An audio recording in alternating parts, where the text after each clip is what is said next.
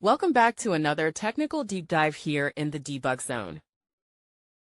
Today, we're tackling a big question and breaking it down with insights from other users. Hopefully, this clears up some misconceptions and helps you get the answer you need. So, buckle up, stay a little curious, and let's jump right in.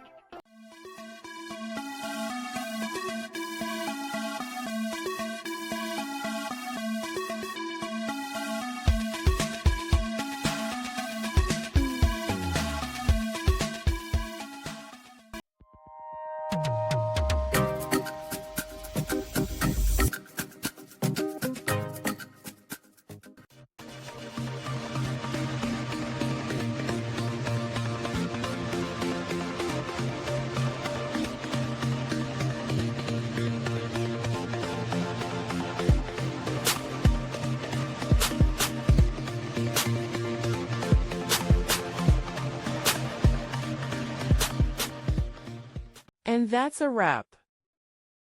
I hope you found the answer you were looking for. If you did, take a second to hit that subscribe button. It really helps out. And let me know in the comments which solution worked best for you. See you next time in the debug zone.